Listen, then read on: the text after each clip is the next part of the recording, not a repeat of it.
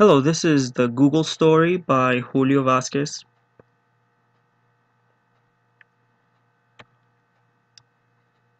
Google began in March 1995 as a research project by Larry Page and Sergey Brin, PhD students at Stanford University. So Larry Page was interested in the way that websites were connected to each other, their links, how many links there were, where they led to, and he began exploring this for his dissertation.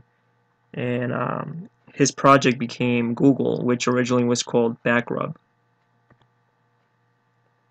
Backrub went operational in March '96. The criteria that Larry Page devised to basically describe the way that websites are connected, he named it PageRank, and it became the algorithm that Google uses, that it's based on. So when you search something, Google uses the latest version of PageRank to determine what's most relevant to you based on what you searched.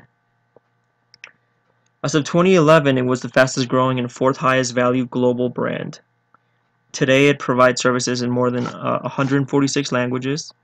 Back in 2011, the revenues were almost $38 billion, with almost 26% of that in net income, 96% of that coming from advertising. So, obviously, basically, advertising is Google's game. In 2012, it was the top web brand with 171.3 million visitors. So think about how many people that is. That's like a third of this country, basically. The Google philosophy is simplicity, customer focus, speed of service, and product excellence. That's why there are no ads on the homepage, and there are no picture ads on search results. It's all in text, so the page loads quickly. Google Apps is Google's division that churns out new Google services, such as Blogger, Google Docs, um, Google Maps, etc., Google Earth. These services are in a beta stage for up to a year, typically, sometimes longer, um, to make sure that they're perfect. So even though we use a lot of Google products, we may not realize that a lot of them are actually not finalized versions. Google Maps for many years was in beta stage, and it worked fine. So they're very much about product excellence, and they get the feedback. Google receives feedback from super users and also from the public, so everyone can chime in to say what they think, what needs improvement, if there's any bugs, etc. It's a very effective way of creating excellent products.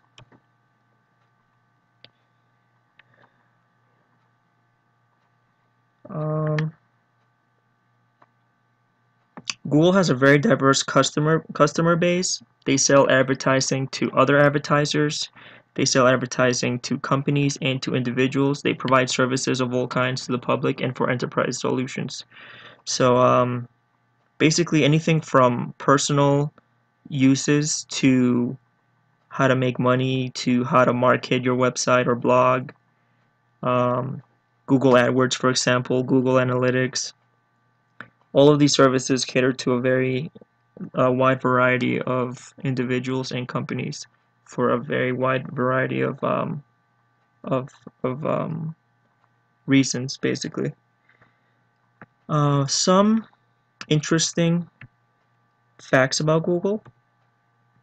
Hold on.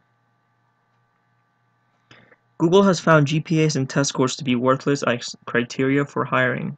They have teams where 14% of their employees haven't gone to college. So that's pretty interesting.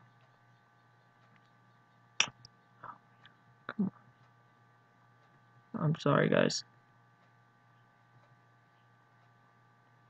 In 1999, the founders of Google actually tried to sell it to Excite for just $1 million, and Excite turned them down. So that's a pretty smart move by Excite there. Every day, 16% of searches that occur are ones that Google has never seen before.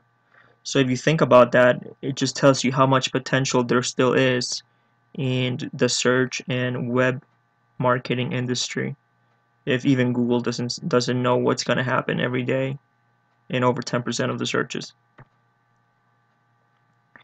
Google hired a camel to create the street view of a desert. So that's dedication right there. When you look at Street View on Google Maps, uh, part of that was made by a camel somewhere in the desert. The I'm Feeling Lucky button cost Google $110 million per year in the US, since it bypasses all ads. So this gives you an idea of how much revenue they make on their ads, and also how dedicated they are to basically their brand differentiators, such as this button that they have. On August 16th, 2013, Google went down for 5 minutes, and in that time, the global internet traffic dropped by 40%. So basically, half of the internet is just searching Google, which seems pretty accurate considering I'm on Google all the time. And Google is so popular and mainstream now that Google has actually been included in dictionaries as a term to describe searching for something on Google. Google actually means, it's the binary term for a 1 followed by 100 zeros. That's how the name Google came out. And it was it was an accident that someone misspelled it, and then the name stuck as Google. And here are my references. Thank you very much for listening, and have a good night.